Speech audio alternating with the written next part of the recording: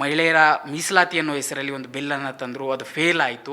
ಇದನ್ನು ಕಾಂಗ್ರೆಸ್ ಯಾವ ರೀತಿ ಸಮರ್ಥನೆ ಮಾಡಿಕೊಳ್ಳುತ್ತೆ? BJP ಪಕ್ಷದ ದುರುದ್ದೇಶ ಎತ್ತಿದ್ರಲ್ಲಿ ಕಾಣುತ್ತೆ. ಒಂದು ಮಹಿಳೆ ಮೀಸಲಾತಿ ಬಿಲ್ನ ಮುಂದೆ ಇಟ್ಕೊಂಡು ಏನು ಇವರು ಡಿಲಿಮಿಟೇಷನ್ ಥರ ಕೊಟ್ಟರು, ಇವತ್ತು ಅದನ್ನು ವಿರೋಧ ಮಾಡಿ ವಿರೋಧ ಪಕ್ಷಗಳು ಇಂಡಿಯಾ ಬ್ಲಾಕು ಧ್ವನಿನ ಏರಿಸಿರೋದು ಬಿಟ್ಟರೆ ಯಾರೂ ಕೂಡ ಇದರಲ್ಲಿ ಮಹಿಳೆಯರ ವಿರೋಧ ಇಲ್ಲ. RSS ಮತ್ತು BJPಯ ಮನುವಾದದಲ್ಲಿ ಅವ್ರಿಗೆ ಮಹಿಳೆಯರಿಗೆ ಬೇಕಾದಂಥ ಹಕ್ಕು ಕೊಡೋಂಥದ್ದು ಅವ್ರ ಮನಸ್ಸಲ್ಲಿ ಇರಲಿಲ್ಲ. ಆದರೆ ಇಲ್ಲೇನಾಗ್ತದೆ, ಇದು ಸರ್ಜಿಕಲ್ ಸ್ಟ್ರೈಕ್ ಅಂತ ಪದನ ಬಳಸಿ ಯಾರನ್ನೂ ಕೂಡ ವಿಶ್ವಾಸಕ್ಕೆ ತಗೋದೆ ಅವ್ರ ಅಂಕೆ ಸಂಖ್ಯೆಯ ಬಲಗಳನ್ನ ನೋಡಿದೆ ನೀವು ಸಡನ್ನಾಗಿ ಬಂದು ಬಿಲ್ನ ಮಂಡನೆ ಮಾಡ್ತೀರಾ. ಆದರೆ ದಕ್ಷಿಣ ರಾಜ್ಯಗಳಿಗೆ, ಉತ್ತರ ಭಾಗದಲ್ಲಿರ್ತಕ್ಕಂಥ ರಾಜ್ಯಗಳಿಗೆ ನೀವು ಪ್ರಪೋರ್ಷನ್ನ ಮೇಂಟೈನ್ ಮಾಡೋದನ್ನು ನೀವು ಬಿಲ್ಲಲ್ಲಿ ಎಲ್ಲೂ ಕೂಡ ನೀವು ಬರೆದಿಲ್ಲ. ದಯವಿಟ್ಟು ಇದ್ರ ಬಗ್ಗೆ ಬೆಳಕು ಚೆಲ್ಲಿ ಅಂತಂದರೆ ಅಮಿತ್ ಶಾ ಅವರು ಎಂಥ ಒಂದು ಉಡಾಫೆ ಉತ್ತರ ಕೊಡ್ತಾರಂದರೆ, 1 ಗಂಟೆ ಟೈಮ್ ಕೊಡಿ ನನಗೆ, ಹೋಗಿ ಅದನ್ನು ಬದಲಾಯಿಸ್ಕೊಂಡು ಬರ್ಬಿಡ್ತೀನಿ ಅಂತೇಳಿ ಆಳವಾಗಿ ಗಂಟೆಗಳಗಟ್ಟಲೆ ವರ್ಷಾನುಗಟ್ಟಲೆ ಚರ್ಚೆ ಮಾಡಬೇಕಾದನ್ನು ನೀವು ತರಾತುರಿಯಲ್ಲಿ ಪಾಸ್ ಮಾಡ್ಕೊಳ್ಳೋಕೆ ಹೊರಟಿರೋದನ್ನು ದುರುದ್ದೇಶ ಎಲ್ಲರಿಗೂ ಎತ್ತು ಕಾಣುತ್ತೆ. ಪ್ರಧಾನಮಂತ್ರಿಗೂ BJP ಪಕ್ಷದ ಅಧ್ಯಕ್ಷರಿಗೂ ವ್ಯತ್ಯಾಸ ಇರಬೇಕು. ಈ ಒಂದು 29ನೇ ತಾರೀಕು ಚುನಾವಣೆ ಮುಗಿತಾ ಇದ್ದಂಗೆ ಡೀಸೆಲ್ ಪೆಟ್ರೋಲ್ ಬೆಲೆ ಬಹುಶಃ 5 ರೂಪಾಯಿ, 10 ರೂಪಾಯಿ, 15 ರೂಪಾಯಿ ಜಾಸ್ತಿ ಆಗ್ಬೋದು ಅನ್ನೋ ಆತಂಕ ಇವತ್ತು ದೇಶದ ಪ್ರಜೆಗಳನ್ನ ಕಾಡ್ತಾ ಇದೆ. ಇವತ್ತು ಏನೇನೋ ನೋಡ್ತಾ ಇದ್ದೀವಿ, ಎಪ್ಸ್ಟೀನ್ ಫೈಲ್ಗಳಲ್ಲಿ ಬೇರೆ ಬೇರೆ ದೇಶಗಳಲ್ಲಿ ಆ ದೇಶಗಳ ಮುಖಂಡರುಗಳ ಹೆಸರು ಬಂದಂಥ ಸಂದರ್ಭದಲ್ಲಿ ಅವ್ರ ರಾಜೀನಾಮೆಗಳನ್ನ ಕೊಟ್ಟಂಥದ್ದು ನೋಡಿದ್ವಿ. ಇಲ್ಲಿ ಹರ್ದೀಪ್ ಸಿಂಗ್ ಪುರಿ ಅವ್ರ ಹೆಸರು ಬರುತ್ತೆ, ಅವ್ರ ಬಗ್ಗೆ ನೀವು ಒಂದು ಪ್ರಸ್ತಾಪ ಕೂಡ ಮಾಡೋಕ್ಕೆ ಬಿಡಲ್ವ ಅಂತಂದರೆ ಏನು ಬರೀ ರಾಜಕೀಯ ಮಾಡ್ಕೊಂಡಿರೋದು ಪ್ರಧಾನಮಂತ್ರಿಗಳು?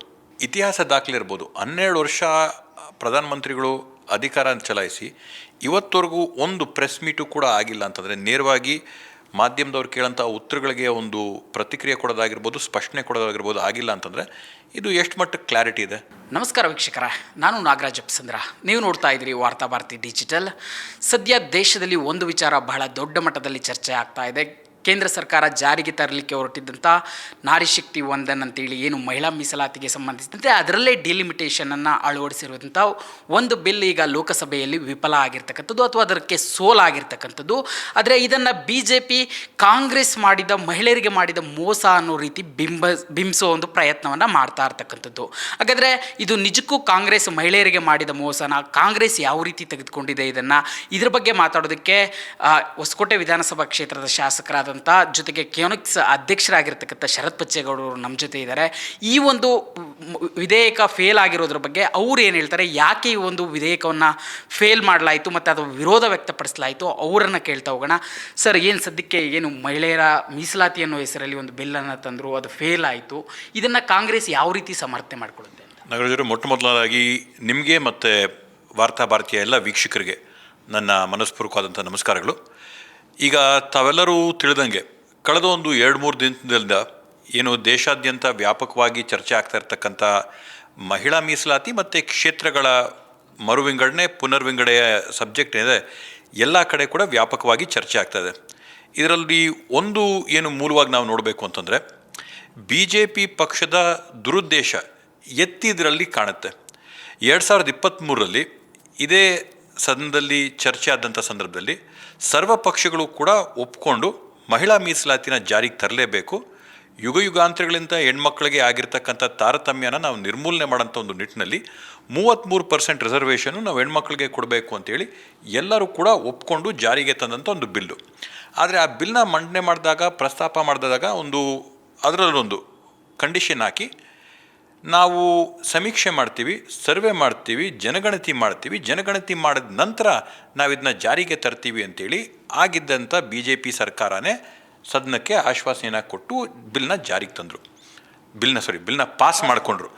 ಬಿಲ್ನ ಪಾಸ್ ಮಾಡ್ಕೊಂಡ ನಂತರ ಮೊನ್ನೆ 3 ದಿನದವರೆಗೂ ಕೂಡ ಆ ಬಿಲ್ನ ಗೆಜೆಟ್ ಕೂಡ ಮಾಡಿರಲಿಲ್ಲ. ಅಂದರೆ ಇವ್ರಿಗೆ ಮಹಿಳೆಯರ ಪರವ ಎಷ್ಟು ಮಾತ್ರ ಕಾಳಜಿ ಅನ್ನೋಂಥದ್ದು ಅದರಲ್ಲೇ ಕೂಡ ನಮಗೆ ಗೊತ್ತಾಗುತ್ತೆ. ಇವತ್ತು ಒಂದು ಮಹಿಳೆ ಮೀಸಲಾತಿ ಬಿಲ್ನ ಮುಂದೆ ಇಟ್ಕೊಂಡು ಏನು ಇವರು ಡಿಲಿಮಿಟೇಷನ್ ಥರ ಕೊಟ್ಟರು, ಇವತ್ತು ಅದನ್ನು ವಿರೋಧ ಮಾಡಿ ವಿರೋಧ ಪಕ್ಷಗಳು ಇಂಡಿಯಾ ಬ್ಲಾಕು ಧ್ವನಿನ ಏರಿಸಿರೋದು ಬಿಟ್ಟರೆ ಯಾರೂ ಕೂಡ ಇದರಲ್ಲಿ ಮಹಿಳೆಯರ ವಿರೋಧ ಇಲ್ಲ. ಮೂಲವಾಗಿ ನಾನು ಹೇಳಬೇಕು ಅಂತಂದರೆ, ನನ್ನ ಪ್ರಕಾರ ಏನು RSSನ ತತ್ವ ಸಿದ್ಧಾಂತ ಮನುವಾದದ ಹಿನ್ನೆಲೆಯಲ್ಲಿ ಬಂದಿರತಕ್ಕಂಥ RSS ಮತ್ತು BJPಯ ಮನುವಾದದಲ್ಲಿ ಮಹಿಳೆಯರಿಗೆ ಬೇಕಾದಂಥ ಹಕ್ಕು ಕೊಡೋಂಥದ್ದು ಅವ್ರ ಮನಸ್ಸಲ್ಲಿ ಇರಲಿಲ್ಲ. ಅವ್ರಿಗೆ ಗೊತ್ತಿದ್ದು ಕೂಡ ಈ ಬಿಲ್ ಫೇಲ್ ಆಗುತ್ತಂತೇಳಿ ಈ ಬಿಲ್ನ ತಂದಿರ್ತಕ್ಕಂಥದ್ದಂತೇಳಿ ನನ್ನ ಇರ್ತಕ್ಕಂಥ ಒಂದು ಡೌಟ್ ನನ್ನ ಮನಸ್ಸಲ್ಲಿ. ಅವ್ರಿಗೆ ಈ ಬಿಲ್ ಪಾಸ್ ಮಾಡ್ಕೊಳ್ಳೋಂಥದ್ದು ಅವ್ರ ಮನಸ್ಸಲ್ಲಿ ಇರಲೇ ಇರಲಿಲ್ಲ. ಡಿಲಿಮಿಟೇಷನ್ಗೆ ಲಿಂಕ್ ಮಾಡಿದ್ರೆ ಫೇಲ್ ಆಗೇ ಆಗುತ್ತೆ ಅಂತ ಅವ್ರಿಗೆ ಗೊತ್ತಿತ್ತು. ಫೇಲ್ ಆಗಲಿ ಅಂತಲೇ ಅವ್ರು ಈ ಬಿಲ್ನ ತಂದಿರ್ತಕ್ಕಂಥದ್ದು. ಅಂದರೆ ನೀವು ಹೇಳ್ತಾ ಇರೋವಂಥದ್ದು ಇದನ್ನು ಮಹಿಳೆಯರ ವಿರುದ್ಧವಾಗಿದ್ದಾರೆ ಕಾಂಗ್ರೆಸ್ ಅನ್ನು ಬಿಂಬಿಸೋ ಉದ್ದೇಶಕ್ಕೆ ಏನಾದರೂ ತೆಗೆದುಕೊಂಡು ಬಂದರೆ, ಯಾಕಂತಂದರೆ ಆಟೋಮೆಟಿಕ್ಕಾಗಿ ಕಾಂಗ್ರೆಸ್ ವಿರೋಧ ವ್ಯಕ್ತಪಡಿಸುತ್ತೆ. ಈ ಸಂದರ್ಭದಲ್ಲಿ ಚುನಾವಣೆ, ಪಂಚರಾಜ್ಯಗಳಿಗೆ ಚುನಾವಣೆ ನಡೀತಾ ಇದೆ. ಈ ಸಂದರ್ಭದಲ್ಲಿ ಇದನ್ನು ಮಹಿಳೆಯರ ವಿರುದ್ಧ ಕಾಂಗ್ರೆಸ್ ಅಂತೇಳಿ ಬಿಂಬಿಸೋ ಪ್ರಯತ್ನ, ಯಾಕಂದರೆ ಮೋದಿಯವರು ಒಂದು ಸ್ಟೇಟ್ಮೆಂಟನ್ನು ಕೊಡ್ತಾರೆ, ದೇಶದ ಮಹಿಳೆಯರು ಕಾಂಗ್ರೆಸ್ಸನ್ನು ಕ್ಷಮಿಸಲ್ಲ ಅಂತ ಹೇಳ್ತಾರೆ. ಸೊ ಈ ಬೆಳವಣಿಗೆಗಳನ್ನು ನೋಡ್ತಾ ಇದ್ರೆ ಇದರ ಉದ್ದೇಶ ಇದಿರಬಹುದಾ ಅಂತ. ಇವತ್ತು ಎಲ್ಲೋ ಒಂದು ಕಡೆ ತಾವು ಹೇಳ್ದಂಗೆ ಪಂಚರಾಜ್ಯಗಳ ಚುನಾವಣೆ ನಡೀತಾ ಇತ್ತು. 23ಕ್ಕೆ ತಮಿಳುನಾಡಲ್ಲಿ ಮತ್ತು ವೆಸ್ಟ್ ಬೆಂಗಾಳದಲ್ಲಿ ಮತದಾನ ಆಗುತ್ತೆ, ಮತ್ತು 29ಕ್ಕೆ ವೆಸ್ಟ್ ಬೆಂಗಾಲ್ 2ನೇ ಹಂತದ ಮತದಾನ ಕೂಡ ನಡೆಯೋಂಥ ಹಿನ್ನೆಲೆಯಲ್ಲಿ ಇವತ್ತು ನಾವು ನೋಡ್ದಂಗೆ ತುರ್ತಾದಂಥ ಈ ರೀತಿಯಾದಂಥ ಸಭೆ ಕರೆದ್ರೆ ಏನಾದರೂ ಒಂದು ಮಹತ್ವವಾದಂಥ ವಿಷಯ ಚರ್ಚೆ ಮಾಡೋದಕ್ಕೋಸ್ಕರ ಅಥವಾ ಆಗಿರ್ಬೋದು, ಅಥವಾ ಚುನಾವಣೆ ಮುಗಿದ ನಂತರನೂ ಕೂಡ ಮಾಡ್ಬೋದಾಗಿತ್ತು. ಇವತ್ತು ನಾನೊಬ್ಬ ವಿಧಾನಸಭೆಯಲ್ಲಿ ಶಾಸಕನಾಗಿ ನಾನು ನೋಡ್ದಂಗೆ ಯಾವುದೇ ಒಂದು ಬಿಲ್ ಮಂಡನೆ ಮಾಡಬೇಕು ಅಂತಂದರೆ ನಾವು ನಮ್ಮ ಶಕ್ತಿ ಎಷ್ಟಿದೆ, ಅಂಕಿಯ ಸಂಖ್ಯೆಗಳು ಎಷ್ಟಿದೆ, ವಿರೋಧ ಪಕ್ಷದವ್ರನ್ನ ಕೂಡ ನಾವು ಸಮಾಲೋಚನೆ ಮಾಡಿಕೊಂಡು ಅವ್ರ ಜೊತೆ ಚರ್ಚೆ ಮಾಡಿ ಬಿಲ್ಗಳನ್ನ ತರೋಂಥದ್ದನ್ನು ನಾವು ನೋಡಿದ್ವಿ. ಆದರೆ ಇಲ್ಲೇನಾಗ್ತದೆ, ಇದು ಸರ್ಜಿಕಲ್ ಸ್ಟ್ರೈಕ್ ಅಂತ ಪದನ ಬಳಸಿ ಯಾರನ್ನೂ ಕೂಡ ವಿಶ್ವಾಸಕ್ಕೆ ತಗೋದೆ, ಅವ್ರ ಅಂಕಿಯ ಸಂಖ್ಯೆಯ ಬಲಗಳನ್ನ ನೋಡಿದೆ ನೀವು ಸಡನ್ನಾಗಿ ಬಂದು ಬಿಲ್ನ ಮಂಡನೆ ಮಾಡ್ತೀರಾ. ಮಂಡನೆ ಮಾಡಿದಂಥ ಸಂದರ್ಭದಲ್ಲಿ ಕೆ ಸಿ ವೇಣುಗೋಪಾಲ್ ಅವರು ವಿರೋಧ ಮಾಡಿ ನಿಮ್ಗೆ ಏನಂತ ಹೇಳ್ತಾರೆ, ಅಮಿತ್ ಶಾ ಅವ್ರಿಗೆ, ತಾವು ಮಹಿಳಾ ಮೀಸಲಾತಿ ಬಿಲ್ ತರೋದ್ರಲ್ಲಿ ನಮ್ದೇನು ಅಭ್ಯಂತರ ಇಲ್ಲ, ಬಟ್ ನೀವೇನು ಡಿಲಿಮಿಟೇಷನ್ ಅಂತ ನೀವು ಪ್ರಪೋಸ್ ಮಾಡ್ತಾ ಇದ್ದೀರಾ, ಅದರಲ್ಲಿ ಪ್ರಪೋರ್ಷನಾಲಿಟಿ ಅಂತ ಏನಿರಬೇಕಿತ್ತು, ಪ್ರಪೋರ್ಷನಾಲಿಟಿನ ನೀವು ಮೇಂಟೈನ್ ಮಾಡ್ತಾ ಇಲ್ಲ. 50% ನೀವು ಜಾಸ್ತಿ ಮಾಡಿ ಸಂತೋಷ. ಆದರೆ ದಕ್ಷಿಣ ರಾಜ್ಯಗಳಿಗೆ, ಉತ್ತರ ಭಾಗದಲ್ಲಿರ್ತಕ್ಕಂಥ ರಾಜ್ಯಗಳಿಗೆ ನೀವು ಪ್ರಪೋರ್ಷನ್ನ ಮೇಂಟೈನ್ ಮಾಡೋದನ್ನು ನೀವು ಬಿಲ್ಲಲ್ಲಿ ಎಲ್ಲೂ ಕೂಡ ನೀವು ಬರೆದಿಲ್ಲ. ದಯವಿಟ್ಟು ಇದ್ರ ಬಗ್ಗೆ ಬೆಳಕು ಚೆಲ್ಲಿ ಅಂತಂದರೆ ಅಮಿತ್ ಶಾ ಅವರು ಎಂಥ ಒಂದು ಉಡಾಫೆ ಉತ್ತರ ಕೊಡ್ತಾರಂದರೆ, 1 ಗಂಟೆ ಟೈಮ್ ಕೊಡಿ ನನಗೆ, ಹೋಗಿ ಅದನ್ನು ಬದಲಾಯಿಸ್ಕೊಂಡು ಬರ್ಬಿಡ್ತೀನಿ ಅಂತೇಳಿ. ಏನು ಈ ರೀತಿಯಾಗಿ ಯಾರಾದರೂ ಕಾನೂನುಗಳು ಮಾಡ್ತಾರೆ ಒಂದು ದೇಶದಲ್ಲಿ? ಮುಂದೆ ದೇಶದ ಭವಿಷ್ಯಗಳನ್ನ ತೀರ್ಮಾನ ಮಾಡೋಂಥ ಈ ರೀತಿಯಾದಂಥ ಕ್ರಮಗಳನ್ನ ನೀವು ನನಗೊಂದು ಗಂಟೆ ಕೊಡಿ, ಅದನ್ನ ಹೋಗ್ಬಿಟ್ಟು ಬದಲಾಯಿಸ್ಕೊಂಡು ಬಂದುಬಿಡ್ತೀನಿ, ಬರೆದುಬಿಟ್ಟು ಬಂದುಬಿಡ್ತೀನಿ ಅಂದರೆ ಏನು ಪ್ರಜಾಪ್ರಭುತ್ವನ ಇದು? ಈ ರೀತಿಯಲ್ಲಿ ವಿಶ್ವಾಸ ತಗೊಂಡು ಹೋಗುವಂಥದ್ದ, ಅಥವಾ ನೀವು ಇಷ್ಟೇನ ಮಾತ್ರ ಆಲೋಚನೆ ಮಾಡಿರ್ತಕ್ಕಂಥದ್ದು ಈ ಬಿಲ್ ಬಗ್ಗೆ ಆಳವಾಗಿ ಗಂಟೆಗಳಗಟ್ಟಲೆ ವರ್ಷಾನುಗಟ್ಟಲೆ ಚರ್ಚೆ ಮಾಡಬೇಕಾದ್ದನ್ನು ನೀವು ತರಾತುರಿಯಲ್ಲಿ ಪಾಸ್ ಮಾಡ್ಕೊಳ್ಳೋಕೆ ಹೊರಟಿರೋದನ್ನು ದುರುದ್ದೇಶ ಎಲ್ಲರಿಗೂ ಎತ್ತು ಕಾಣುತ್ತೆ. ನೀವು ಮಹಿಳಾ ಬಿಲ್ ಪಾಸ್ ಮಾಡ್ಕೊಂಡು ನಿಮ್ಮ ಉದ್ದೇಶ ಇರಲಿಲ್ಲ. ನೀವು ನಿಮ್ಮ ಅಂಕಿಯ ಸಂಖ್ಯೆಗಳನ್ನ ಗಟ್ಟಿ ಮಾಡ್ಕೊಳ್ಳೋದಕ್ಕೆ ತಂದಿದ್ದೀರಾ. ಯಾವ ಈ ದೇಶದಲ್ಲಿರ್ತಕ್ಕಂಥ ಯಾರೂ ಕೂಡ ಅಮಾಯಕರಲ್ಲ, ತಿಳುವಳಿಕೆ ಇಲ್ಲದೆ ಇದ್ದವರಲ್ಲ.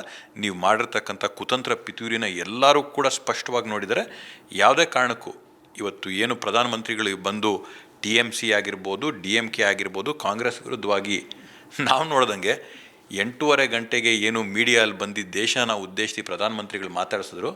ಪ್ರಧಾನಮಂತ್ರಿಗೂ BJP ಪಕ್ಷದ ಅಧ್ಯಕ್ಷರಿಗೂ ವ್ಯತ್ಯಾಸ ಇರಬೇಕು. ಪ್ರಧಾನಮಂತ್ರಿಗಳು ಯಾವಾಗ ಬಂದು ಉದ್ದೇಶಿಸಿದ್ರು? ಕೋವಿಡ್ ಆಯಿತು, ಆ ಸಂಕ್ರಮ ಆದಂಥ ಸಂದರ್ಭದಲ್ಲಿ ನಾವೆಲ್ಲರೂ ಕೂಡ ನೋಡಿಕೊಂಡು ಒಂದು ಪ್ರಧಾನಮಂತ್ರಿಗಳು ಮಾತಾಡ್ತಾರೆ ದೇಶಕ್ಕೆ ಅನ್ವಯ ಆಗೋಂಥದ್ದು, ಅಥವಾ ಯಾವುದೋ ಒಂದು ಯುದ್ಧ ಆಯಿತು, ಪುಲ್ವಾಮಾ ಆಯಿತು, ಕಾರ್ಗಿಲ್ ಆಯಿತು, ಈ ರೀತಿಯಲ್ಲಿ ಪ್ರಧಾನಮಂತ್ರಿಗಳು ಬಂದು ಮಾತಾಡಿರೋದು ದೇಶದ ಬಗ್ಗೆ ನಾವು ನೋಡಿದ್ದೀವಿ. ಬರ್ತಾರೆ ರಾಜಕೀಯದ ಪಕ್ಷಗಳ ಬಗ್ಗೆ ಮಾತಾಡೋಂಥದ್ದು ಆ ಒಂದು ಸ್ಥಾನದಲ್ಲಿ ಇಟ್ಕೊಂಡು ಎಷ್ಟು ಮಟ್ಟಿಗೆ ಸರಿ ಅಂತೇಳಿ ನನಗಂತೂ ಕೂಡ ಅರ್ಥ ಆಗಲಿಲ್ಲ. ಸರ್, ನೀವು ಹೇಳ್ತಾ ಇದ್ದಂಗೆ ಒಂದು ಮಾತು ನೆನಪಾಯಿತು. ತಮಿಳ್ನಾಡಲ್ಲಿ ಪ್ರಚಾರ ಮಾಡಬೇಕಾದ್ರೆ ಮೋದಿಯವರ ಮೈಬಣ್ಣ ಚೇಂಜ್ ಆಗಿರುತ್ತೆ, ಕಲ್ಲರ್ ಅಂದರೆ ಅವರ ಇದು ಚೇಂಜ್ ಆಗಿರುತ್ತೆ. ಮತ್ತು ಪಶ್ಚಿಮ ಬಂಗಾಳದಲ್ಲಿ ಮಾಡ್ತಾ ಇರಬೇಕಾದ್ರೆ ಕಲ್ಲರ್ ಚೇಂಜ್ ಆಗುತ್ತೆ ಅಂತೇಳಿ. ಈ ಒಂದು ಕಾರ್ಪೊರೇಟ್ ಸಿಸ್ಟಮ್ ಮೋದಿಯವರನ್ನು ಇಷ್ಟು ಪ್ರಭಾವಿಸ್ತಾ ಇರೋದು ಯಾಕೆ, ಅಥವಾ ಇದು ಅವಶ್ಯಕತೆ ಇದೆಯಾ ಒಬ್ಬ ಪ್ರಧಾನಿಯ ಒಂದು ನಡವಳಿಕೆಯಲ್ಲಿ ಅಥವಾ ಅವರ ಪ್ರಚಾರ ವಿಧಾನದಲ್ಲಿ? ಬರೀ ಅವ್ರದ್ದೊಂದು ಮುಖದ ಬಣ್ಣ ಅಲ್ಲ, ಅವ್ರ ತತ್ವ, ಸಿದ್ಧಾಂತ, ರಾಜಕೀಯ ಎಲ್ಲ ಬಣ್ಣನ ಸಮಯಕ್ಕೆ ಸಂದರ್ಭಕ್ಕೆ ತಕ್ಕಂಗೆ ಬದಲಾಯಿಸ್ತಾ ಇರ್ತಾರೆ. ಅದರಲ್ಲಿ ಯಾವುದೇ ಒಂದು ಮೂಲವಾದಂಥದ್ದಿಲ್ಲ. ಮುಖದ ಬಣ್ಣ ಏನೋ ಕಾಣಿಸಿದೆ, ಬಟ್ ಬಿಟ್ಟರೆ ಬೇರೆ ಎಲ್ಲ ಥರದಲ್ಲಿ ಕೂಡ ಬಣ್ಣ ಬದಲಾವಣೆ ಆಗೋಂಥದ್ದನ್ನು ನಾವು ನೋಡಿದ್ದೀವಿ. ಇವತ್ತು ಒಂದು ಚುನಾವಣೆ ಆಗಬೇಕಾದಂಥ ಸಂದರ್ಭದಲ್ಲಿ ಪ್ರಧಾನಮಂತ್ರಿಗಳು ನಾವು ಅಟಲ್ ಬಿಹಾರಿ ವಾಜಪೇಯಿಜಿಯವ್ರನ್ನ ನೋಡಿರ್ಬೋದು, ಮನಮೋಹನ್ ಸಿಂಗ್ ಜಿಯವ್ರನ್ನ ನೋಡಿರ್ಬೋದು, ಬೇರೆ ಬೇರೆ ಪ್ರಧಾನಿ ಮಂತ್ರಿಗಳನ್ನ ನೋಡಿರ್ಬೋದು. ಈ ರೀತಿಯಲ್ಲಿ ಒಂದು ದೇಶದ ಸಂಕಷ್ಟದಲ್ಲಿದೆ, ವಿಶ್ವಾದ್ಯಂತ ಯುದ್ಧ ನಡೀತಾ ಇದೆ. ಇವತ್ತು ಜನ ಗ್ಯಾಸ್ ಇಲ್ಲದೆ ಬಳಲ್ತಾ ಇದ್ದಾರೆ. ಪೆಟ್ರೋಲ್ ಡೀಸೆಲ್ ಬೆಲೆ ನಮಗಂತೂ ಆತಂಕ ಆಗಿದೆ. 100ಕ್ಕೆ 100 ವಿಶ್ವಾಸ ಕೂಡ ಇದೆ, ಭಯ ಕೂಡ ಇದೆ. ಈ ಒಂದು 29ನೇ ತಾರೀಕು ಚುನಾವಣೆ ಮುಗಿತಾ ಇದ್ದಂಗೆ ಡೀಸೆಲ್ ಪೆಟ್ರೋಲ್ ಬೆಲೆ ಬಹುಶಃ 5 ರೂಪಾಯಿ, 10 ರೂಪಾಯಿ, 15 ರೂಪಾಯಿ ಜಾಸ್ತಿ ಆಗ್ಬೋದು ಅನ್ನೋ ಆತಂಕ ಇವತ್ತು ದೇಶದ ಪ್ರಜೆಗಳನ್ನ ಕಾಡ್ತಾ ಇದೆ. ಈ ಎಲ್ಲ ಸಂದರ್ಭದಲ್ಲಿ ದೇಶದ ಪ್ರಜೆಗಳಿಗೆ ಏನಾದರೂ ನೀವೊಂದು ಒಳ್ಳೆ ನ್ಯೂಸು, ಸುದ್ದಿ ಕೊಡೋದನ್ನು ಬಿಟ್ಟು, ಅಥವಾ ಅವ್ರಿಗೊಂದು ಆತಂಕದಿಂದ ದೂರ ಇಡೋದನ್ನು ಬಿಟ್ಟು ರಾಜಕೀಯ ಮಾಡ್ಕೊಳ್ತಾ ಹೋದರೆ ಎಷ್ಟು ದಿನ ಚುನಾವಣೆಗಳು ಮಾಡ್ತೀರಾ? ಚುನಾವಣೆಗಳು ಬಿಟ್ಟು ಇನ್ನೇನು ಆಡಳಿತ ಇಲ್ವಾ? ಇವತ್ತು ಏನೇನೋ ನೋಡ್ತಾ ಇದ್ದೀವಿ. ಎಪ್ಸ್ಟೀನ್ ಫೈಲ್ಗಳಲ್ಲಿ ಬೇರೆ ಬೇರೆ ದೇಶಗಳಲ್ಲಿ ಆ ದೇಶಗಳ ಮುಖಂಡರುಗಳ ಹೆಸರು ಬಂದಂಥ ಸಂದರ್ಭದಲ್ಲಿ ಅವ್ರು ರಾಜೀನಾಮೆಗಳನ್ನ ಕೊಟ್ಟಂಥದ್ದು ನೋಡಿದ್ವಿ. ಇಲ್ಲಿ ಹರ್ದೀಪ್ ಸಿಂಗ್ ಪುರಿ ಅವ್ರ ಹೆಸರು ಬರುತ್ತೆ, ಅವ್ರ ಬಗ್ಗೆ ನೀವು ಒಂದು ಪ್ರಸ್ತಾಪ ಕೂಡ ಮಾಡೋಕ್ಕೆ ಬಿಡಲ್ವ ಅಂತಂದರೆ ಇನ್ನು ಬರೀ ರಾಜಕೀಯ ಮಾಡ್ಕೊಂಡಿರೋದ ಪ್ರಧಾನಮಂತ್ರಿಗಳು? ಸರ್, ಇನ್ನೊಂದು ಪ್ರಮುಖವಾದ ಪ್ರಶ್ನೆ, ಇವರು ಪ್ರಧಾನಿಗಳು ಒಂದು ಪತ್ರಿಕೆಯವ್ರನ್ನ ಉದ್ದೇಶಿಸಿ ಇದುವರೆಗೂ ಏನು ಪ್ರೆಸ್ ಮೀಟನ್ನು ಮಾಡಿಲ್ಲ. ಜೊತೆಗೆ ಸರ್ವಪಕ್ಷ ಸಭೆಗಳನ್ನು ಕರೆದ್ರೆ ಅಲ್ಲಿ ಪ್ರಧಾನಿನೇ ಹಾಜರಿರಲ್ಲ. ಇದು ಎಷ್ಟರ ಮಟ್ಟಿಗೆ ಒಂದು ಸಂಸ್ಕೃತಿ ಅಥವಾ ನಮ್ಮ ರಾಜಕೀಯ ಸಂಸ್ಕೃತಿ ಹಿಂದಿನಿಂದ ನಡೆದು ಬಂದದಕ್ಕೆ ಇಂಥ ಸಂಸ್ಕೃತಿ ಯಾವಾಗ ನಿಲ್ಲೋದು ಅಂತ ಪ್ರಶ್ನೆ. ಬಹುಶಃ ತಾವು ಹೇಳ್ದಂಗೆ ಇದೊಂದು ಇತಿಹಾಸ ದಾಖಲೆ ಇರ್ಬೋದು. 12 ವರ್ಷ ಪ್ರಧಾನಮಂತ್ರಿಗಳು ಅಧಿಕಾರ ಚಲಾಯಿಸಿ ಇವತ್ತವರೆಗೂ ಒಂದು ಪ್ರೆಸ್ ಮೀಟು ಕೂಡ ಆಗಿಲ್ಲ ಅಂತಂದರೆ, ನೇರವಾಗಿ ಮಾಧ್ಯಮದವ್ರು ಕೇಳೋಂಥ ಉತ್ತರಗಳಿಗೆ ಒಂದು ಪ್ರತಿಕ್ರಿಯೆ ಕೊಡೋದಾಗಿರ್ಬೋದು, ಸ್ಪಷ್ಟನೆ ಕೊಡೋದಾಗಿರ್ಬೋದು ಆಗಿಲ್ಲ ಅಂತಂದರೆ ಇದು ಎಷ್ಟು ಮಟ್ಟಕ್ಕೆ ಕ್ಲಾರಿಟಿ ಇದೆ? ಪದೇ ಪದೇ ದೇಶಕ್ಕೆ ಒನ್ ವೇ ಕಾನ್ವರ್ಸೇಷನ್ಸ್ ಕೇಳಿಕೊಂಡು ಮನ್ ಕಿ ಬಾತ್ ಆಗಿರ್ಬೋದು, ದೇಶನ ಉದ್ದೇಶಿಸಿ ಮಾತಾಡೋಂಥದ್ದಾಗಿರ್ಬೋದು, ಪ್ರತಿಯೊಂದು ಸಂದರ್ಭದಲ್ಲಿ ನೇರವಾಗಿ ನೀವು ಮಾತಾಡ್ತೀರಾ ಬಿಟ್ಟರೆ ಯಾವುದೇ ಒಂದು ಪ್ರಶ್ನೆಗೆ ಉತ್ತರ ಕೊಟ್ಟಂಥದ್ದು ಒಂದು ಕೂಡ ಘಟನೆ ಇಲ್ಲ ಅಂತಂದರೆ ಇದು ಪ್ರಜಾಪ್ರಭುತ್ವ ನಡೆಯುವಂಥ ರೀತಿಯೇ ಅಲ್ಲ ಇದು. ಇದು ಶಾಸಕ ಮತ್ತು ಕ್ಯೂನೆಕ್ಸ್ ಅಧ್ಯಕ್ಷರಾದಂಥ ಶರತ್ ಬಚ್ಚೇಗೌಡ ಅವರ ಮಾತು. ಏನು ಈ ಒಂದು ಬಿಲ್ಲನ್ನು ತಂದಿದ್ದರ ಉದ್ದೇಶವೇ ಅವರಿಗೆ ಭಾಳ ಸ್ಪಷ್ಟವಾಗಿ ಗೊತ್ತಿತ್ತು. ಬಿಲ್ ಪಾಸ್ ಆಗಲ್ಲ, ಇದು ಕಾಂಗ್ರೆಸ್ಸನ್ನು ಮಹಿಳೆಯರು ವಿರೋಧಿ ಅಂತೇಳಿ ಬಿಂಬಿಸೋ ಒಂದು ಪ್ರಯತ್ನದ ಭಾಗವಾಗಿ ತಂದರು. ಜೊತೆಗೆ ಬಿಲ್ ಬಗ್ಗೆ ಯಾವುದೇ ಕಾಳಜಿ ಇರಲಿಲ್ಲ. ಅದಕ್ಕೆ ಅಮಿತ್ ಶಾ ಕೊಟ್ಟಂಥ ಉತ್ತರವೇ ಸಾಕ್ಷಿ. ಇಂತಹ ಪ್ರಜಾಪ್ರಭುತ್ವದಲ್ಲಿ ಇಂತಹ ನಡವಳಿಕೆಗಳು ಅಥವಾ ಇಂತಹ ಬೆಳವಣಿಗೆಗಳು ಆಗಬಾರ್ದು, ಇದನ್ನು ಇತಿಹಾಸ ಕ್ಷಮಿಸಲ್ಲ ಅನ್ನೋ ಮಾತನ್ನು ಅವ್ರು ಹೇಳ್ತಾ ಇರ್ತಕ್ಕಂಥದ್ದು. ವಿಡಿಯೋ ಜರ್ನಲಿಸ್ಟ್ ಗೌತಮ್ ಜೊತೆ ನಾಗರಾಜ್ BF ಚಂದ್ರ, ವಾರ್ತಾ ಬೆಂಗಳೂರು. ನಮ್ಮ ಕಾರ್ಯಕ್ರಮಗಳನ್ನು ನೀವು ನೋಡ್ತಾ ಇದ್ರೆ ನಮ್ಮ ಚಾನೆಲ್ ಅನ್ನ ಸಬ್ಸ್ಕ್ರೈಬ್ ಮಾಡಿ, ಪಕ್ಕದ ಬೆಲ್ ಐಕಾನ್ ಒತ್ತಿ ನಮ್ಮನ್ನ ಬೆಂಬಲಿಸಿ. ಹಾಗೆ ನಮ್ಮ ಕಾರ್ಯಕ್ರಮಗಳನ್ನ ಲೈಕ್ ಮಾಡಿ, ಕಮೆಂಟ್ ಮಾಡಿ, ಅದನ್ನ ಬೇರೆಯವರಿಗೂ ವಾಟ್ಸ್ಆಪ್ ಮೂಲಕ ಶೇರ್ ಮಾಡಿ. ನೀವು ಹೀಗೆ ಮಾಡಿದಾಗ ನಮ್ಮ ಚಾನೆಲ್ ಇನ್ನಷ್ಟು ಮತ್ತಷ್ಟು ಜನರಿಗೆ ತಲುಪಲು ನೀವು ನಮ್ಮೊಂದಿಗೆ ಸಹಕರಿಸಿದ ಹಾಗಾಗುತ್ತೆ. ಇದು ನೀವು ಯಾವುದೇ ಖರ್ಚಿಲ್ಲದೆ ಕೆಲವೇ ಸೆಕೆಂಡುಗಳಲ್ಲಿ ನೀಡಬಹುದಾದ ಸಹಕಾರ. ಧನ್ಯವಾದಗಳು.